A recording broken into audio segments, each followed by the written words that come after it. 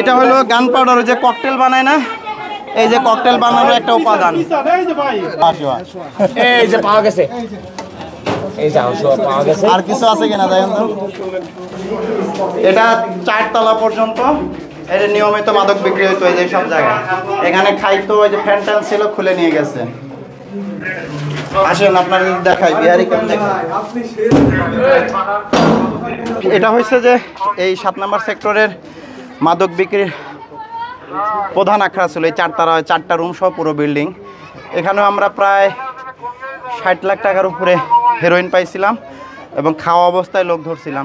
এটাও এটা হচ্ছে বুনিয়া সোহেল টুনটুন কালাম, এই যে এটা বিক্রি করে যে দেখতেছেন বড় বিল্ডিং করে, এটাও আমরা জব্দ রাখছি। ওই যে আরেকটা বিল্ডিং দেখছি ওইটা জব্দ রাখছি, কয়েকটা রুম দেখাইলাম আপনার। এইগুলো এরা হচ্ছে কি এরকম আরও রুম আছে। আমরা নিয়মিত যে জায়গায় একবার মাদক পাচ্ছি রুমগুলো বন্ধ করে দিচ্ছি, ফলে মাদক বিক্রি এখন আল্লাহর রহমতে অনেক কমে গেছে। আচ্ছা, এই যে বারবার অভিযান পরিচালনা করার পরেও এই তাদের যে আধিপত্য কিংবা তাদের যে দৌরত্ব, এটা আসলে কমছে না কেন? এর একটা বড় কারণ হলো কি, আপনাকে বারবার বলতেছি, এখানে হাজার হাজার লোকের কোনো সেকেন্ড অপশন নাই। খেয়াল করেন, আমি ধরেন যে রাষ্ট্রের সবচেয়ে গুরুত্বপূর্ণ একটা পদে থেকে কালকে যদি আমার চাকরি চলে যায়, আমি জানি না আমি পরের দিন কি করব। আর এরা তো কোনো যোগ্যতাও নাই। একটাই যোগ্যতা, কিভাবে মাদক বিক্রি করা যায় আর কিভাবে অন্যায় করা যায়।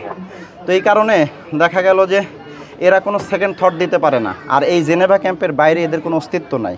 আমার যেমন সারা বাংলাদেশে বন্ধু বান্ধব আত্মীয় স্বজন আছে, আপনারা আছে, সবার আছে, এদের তো এটা নাই। এটুকুই জীবন, এইটুকুই মরণ। ইভেন এক সেক্টরের মানুষজন আরেক সেক্টরে যাওয়ার সুযোগ নাই।